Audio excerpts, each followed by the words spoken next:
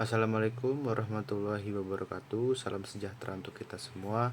Perkenalkan, nama saya Antonius Valentinus Simbolon dengan NIM B1B123059. Di sini tujuan saya membuat video ini adalah untuk melengkapi tugas ujian tengah semester dari yang telah ditugaskan oleh Pak Fajar Alan Syahrir, MSI, selaku dosen pengampu mata kuliah Manajemen Proyek. Baik, langsung saja ke pembahasan. Di sini saya akan sedikit membahas mengenai permasalahan-permasalahan yang ada pada manajemen proyek di sektor publik. Tetapi saya tidak akan membahas semua, saya akan mengambil satu permasalahan, yaitu adalah permasalahan pembengkakan biaya. Pembengkakan biaya di sini juga salah satu faktor yang menyebabkan manajemen proyek di sektor publik bisa gagal. Selain permasalahan tersebut, saya juga akan mengambil satu contoh kasus nyata manajemen proyek di sektor publik itu gagal akibat pembengkakan biaya. Saya akan mengangkat satu kasus, yaitu kegagalannya proyek Hambalang. Seperti yang kita tahu, proyek Hambalang adalah proyek yang mangkrak ataupun proyek yang gagal karena berbagai alasan. Salah satunya adalah karena pembengkakan biaya. Proyek Hambalang ini ada sejak pada masa pemerintahan Pak SBY atau Presiden ke-6 kita, Susilo Bambang Yudhoyono. Ia berencana untuk membuat Hambalang atau proyek Hambalang ini sebagai pusat pendidikan, pelatihan, dan olahraga nasional.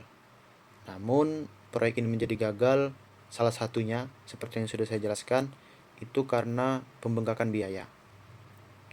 Baik, di sini kenapa saya bisa bilang pembengkakan biaya? Karena dari berita yang saya baca, dari nasionalkompas.com yang diterbitkan pada tahun 2022, ini mengatakan bahwa proyek ini awalnya hanya memuat anggaran atau membutuhkan anggaran sebesar 125 miliar. Tetapi semakin hari, semakin kesini, kita tahu proyek ini semakin bertambah untuk anggarannya sebesar 2,5 triliun. Yang kemudian ini wajib untuk dipertanyakan atau wajib untuk dibahas kembali kenapa bisa sampai mencapai sebesar itu untuk biayanya. Akibat biaya yang terlalu besar, ini juga memicu permasalahan-permasalahan lain pada permasalahan ini, yaitu terjadinya permasalahan baru, yaitu korupsi, yang dimana seperti yang kita tahu, Menteri Pemuda dan Olahraga pada saat itu juga terkena kasus korupsi, ditangkap oleh KPK, Komisi Pemberantasan Korupsi, dan teman-temannya yang lain.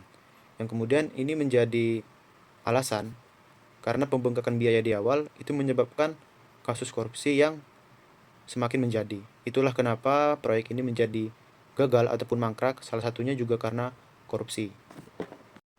Selain korupsi, juga salah satu alasan pembengkakan biaya pada proyek ini adalah terlalu banyak revisi dalam pembangunan yang menyebabkan membutuhkan banyak uang untuk pembangunan ini.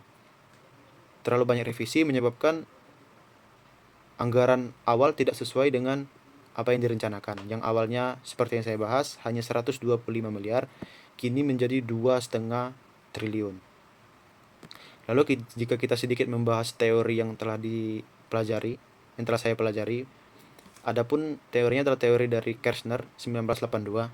Ia mengatakan bahwa definisi manajemen proyek itu adalah merencanakan, mengorganisasikan, memimpin, dan mengawasi untuk sasaran jangka pendek.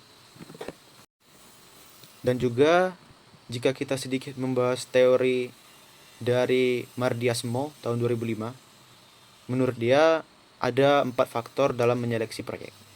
Tapi di sini saya akan mengungkit hanya satu saja, yaitu dari aspek teknis. Ia mengatakan bahwa aspek teknis ini tujuannya untuk menilai kesiapan suatu proyek yang dilihat dari ketepatan lokasi, tata letak, kesiapan teknologi, tenaga kerja, sistem informasi, dan sebagainya. Dari kedua teori yang sudah dibahas tadi, jika kita bandingkan dengan proyek Hambalang, tentu ini tidak sesuai apa yang dikatakan oleh Kershner. Karena lemahnya pengawasan dan kurangnya perencanaan dalam proyek Hambalang ini, itulah yang menyebabkan proyek ini menjadi gagal. Seperti yang sudah saya bahas tadi, korupsi di mana-mana, terdapat beberapa pemangku kepentingan yang tertangkap korupsi oleh KPK atau Komisi Pemberantas Korupsi, dan juga terlalu banyak revisi dalam rencana pembangunan atau terlalu banyak revisi dalam pembangunan yang telah direncanakan. Ini tidak sesuai dengan apa yang dikatakan bahwa kalau manajemen proyek itu adalah perencanaan. Jika sudah direncanakan, maka direalisasikan. Tapi ketika direalisasikan, terlalu banyak revisi yang menyebabkan proyek ini gagal. Salah satunya karena terlalu banyak revisi, korupsi, yang menyebabkan pembengkakan biaya. Dan juga kalau kita bahas teori menurut Madriasmo ini, dari segi aspek teknis, itu untuk menilai kesiapan suatu proyek yang dilihat dari ketepatan lokasi, tata letak, kesiapan teknologi, tenaga kerja. Kalau kita bandingkan dengan proyek Hambalang, ini tidak sesuai ya.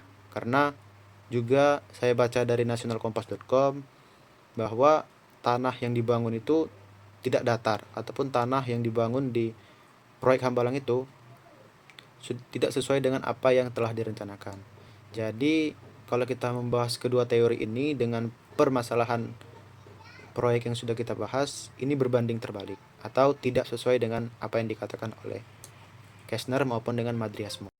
Jadi pendapat dan saran saya terhadap kasus ini sudah tidak bisa lagi untuk dilanjutkan pada proyek Hambalang ini. Jika saya boleh saran, ke depannya jika ingin membangun mega proyek seperti ini lagi, tingkatkan dalam transparansi dan akuntabilitas serta pengawasan yang ketat agar tidak terjadi hal-hal seperti ini lagi. Sekian pembahasan dari saya. Jika ada salah kata atau kata yang tidak mengenakan hati, saya mohon maaf. Saya akhiri. Assalamualaikum warahmatullahi wabarakatuh.